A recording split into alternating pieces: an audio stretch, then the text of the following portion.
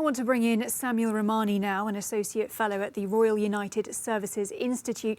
Good evening to you, Samuel. Good to see you here again. Russia said that it would scale back its military operations both in Chernihiv and Kyiv. That doesn't appear to have happened yet. Should we now prepare for a regrouping of Russian troops as opposed to a drawback in these areas?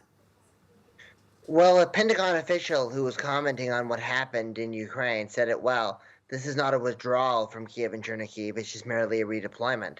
And that's exactly what I think is going to happen. It's obvious that the battle lines to take over the capital and to enact a swift regime change that overthrew Zelensky was impossible. So the Russians are focusing where they believe they can win, and they're focusing on what they call the liberation of Donbass. And then once they've consolidated control over Kherson, Mariupol, and possibly major cities like Kharkiv and Odessa, they will continue to target other regions of Ukraine. I want to talk a little bit about Ukraine's negotiating points in those recent peace talks. It has been calling for security guarantors, but who could you see performing that role when NATO membership already has proved to be such a difficult issue?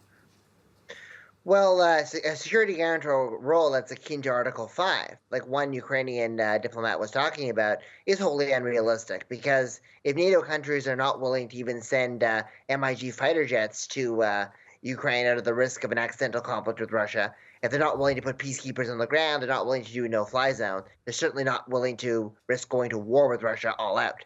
So this whole security guarantor concept is quite murky and it's probably unenforceable. With regards to the countries that they've been looking at, we're looking at the P5. That includes China and Russia. China has not made a comment one way or another. It actually dodged the question today. And then some other powers like Turkey, Italy, Germany, and even perhaps Israel. And it's unclear how many of those will sign on. The Turks, the Italians, and the Germans seem somewhat keen. The Israelis probably less so, given the fact that they have to deal with Russia and Syria. And do you think Ukrainians would go for that?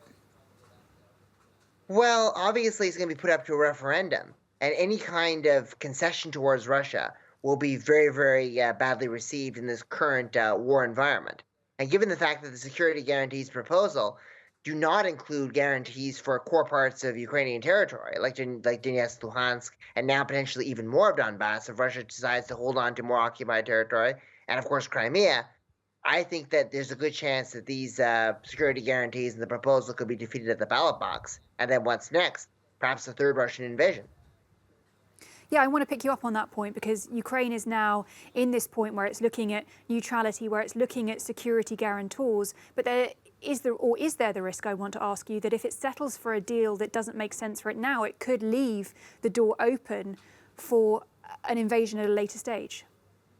Absolutely. I mean, I think that these security guarantees have been tried before, right? We've had the 1994 Budapest Memorandum where Ukraine gave up its nuclear weapons, and those nuclear deterrents were questionable because the Ukrainians did not have the know-how to maintain that arsenal, and it was mostly long-range weapons that would target unpopulated areas of Siberia rather than major cities in Russia.